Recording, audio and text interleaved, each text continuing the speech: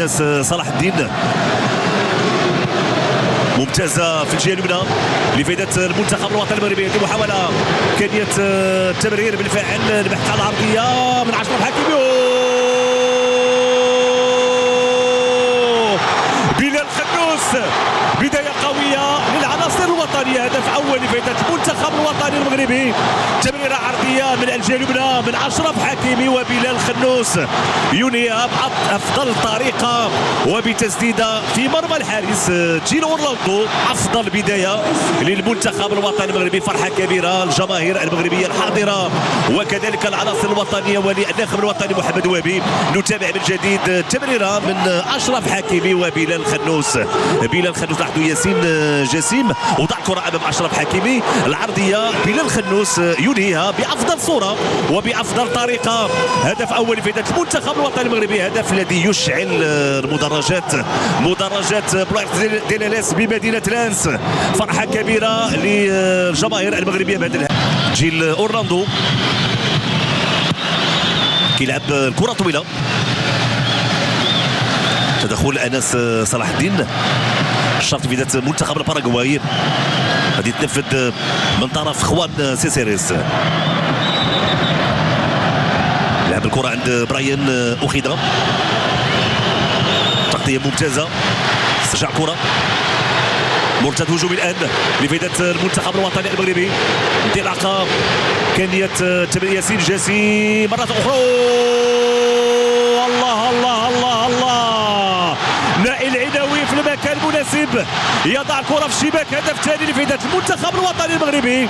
تمريره ممتازه يمكن نقول يعني بنفس الطريقه تمريره اشرف حكيمي. هذه المره نائل العناوي في المكان المناسب كيوضع الكره في شباك الحارس جيل اورلاندو. وهدف ثاني لفائده المنتخب الوطني.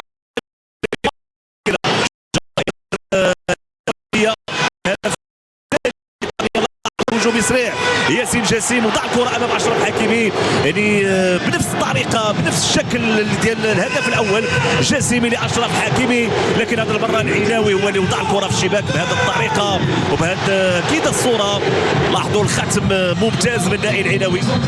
من جديد تحرك ديال ياسين جسيم وهذا هو اللي قلت بان الهدف الاول غادي خلينا نتابعوا مساحات غنتابعوا ممرات وهذا هو اللي كان كيبحث عليه كذلك الداخل الوطني محمد وهبي. هدف ثاني فرحه كبيره نائل العناوي واشرف حكيمي وباقي اللاعبين والجماهير المغربيه الحاضره هنا بملعب بولايرت دي ليليس بمدينه لانس. صراحه اللي كتعيش يعني عرس كروي للمنتخب الوطني المغربي متقدم الان بجوج الاهداف مقابل لا شيء امام منتخب الباراغواي. محمد وهبي طريقه ممتازه ادارته لاطوار هذا خصوصا بدايه هذه الجوله الثانيه وبامكان يعني استغلال واستثمار فرص اخرى من اجل اضافه اهداف خلال هذه الجوله الثانيه وخلال هذه المباراه. كره سهله عند ياسين بونو. اكيد كتوصلكم الاصداء ديال الجماهير كما قلت وكاننا يعني نلعب باحدى المدن المغربيه وهذا كيبين الحب والعشق ديال الجمهور المغربي وارتباطه بوطنه واكيد بالمنتخب الوطني المغربي اينما حل وارتحل الا والجماهير المغربيه تكون حاضره. جمهور اللي قادم من فرنسا ومن اكيد المدن المجاوره. تمريره محاولة انطلاقة ديال اخوان كاسيريس.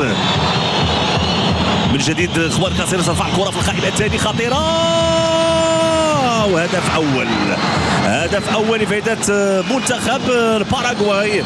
هدف أول أعتقد بواسطة اللاعب كابايرو. كانت تمريرة من اخوان كاسيريس. نتابع من جديد لعبات بهذا الشكل. هنا كانت تمريرة من اخوان كاسيريس. رجعتوا الكرة من جديد رفع الكرة في القائمة الثاني الرأسية للاعب كابايرو غوستافو كابايرو هو اللي تمكن من تسجيل الهدف وبالتالي تذويب الفريق. اصبح النتيجه 2 الاهداف مقابل هدف واحد.